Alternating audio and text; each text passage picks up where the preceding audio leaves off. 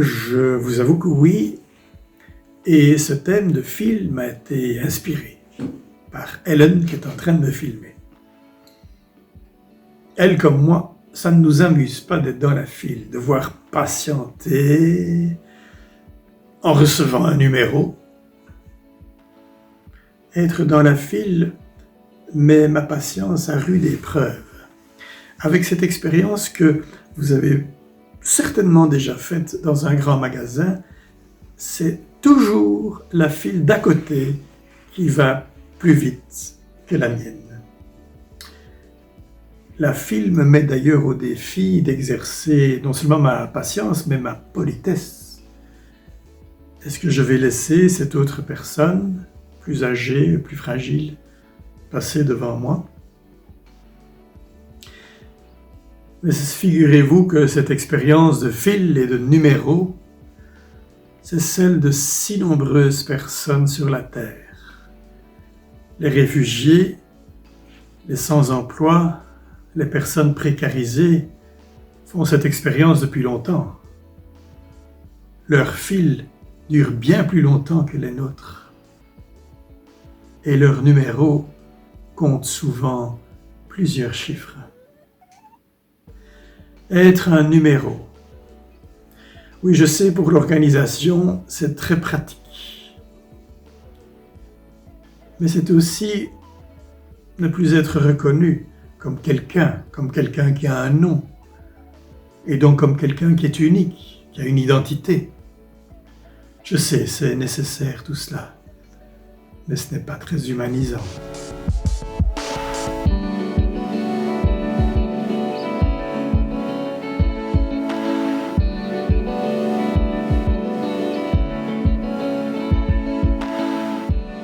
Je dois vous faire une confidence.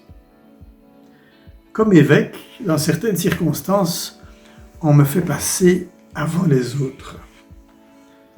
Je reçois un coupe-fil.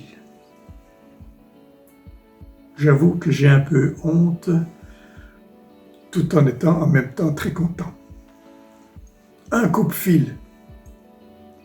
Au jugement dernier,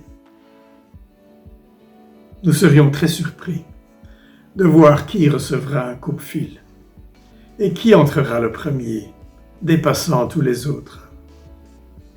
Jésus nous a d'ailleurs déjà dit, ce seront les petits, les pauvres, les prostituées, les rejetés. Eh bien, on peut déjà s'exercer un petit peu ici-bas et laisser d'autres, petits, rejetés, nous précéder. Mais surtout, dans nos relations aux autres, ne nous appelons jamais par un numéro. A fortiori, ne nous appelons jamais truc, machin, toi là. Je trouve important que nous prenions le temps de nous connaître par notre nom, par ce nom qui nous rend uniques, ce nom reçu au baptême et qui est inscrit dans la paume de la main de Dieu. Au moins pour ceux que nous rencontrons régulièrement. Ce ne sont pas des numéros, c'est un nom, un unique. Unique à mes yeux, mais surtout unique aux yeux de Dieu.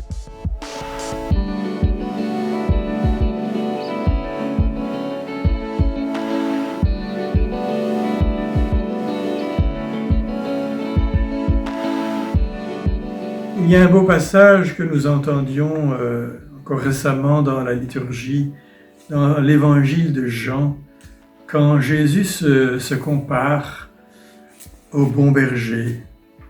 Quelle belle image pour parler de lui-même et de ce que nous sommes. Et au chapitre 10, Jésus nous dit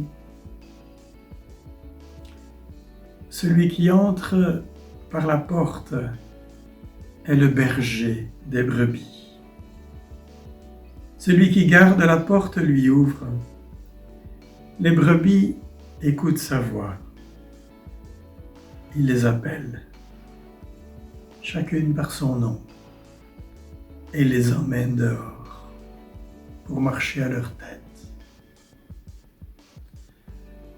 Le bon berger nous connaît par notre nom et nous appelle à le suivre. Connaître notre nom, c'est un signe de son amour. Bonne journée, et si ce message vous a plu, transmettez-le.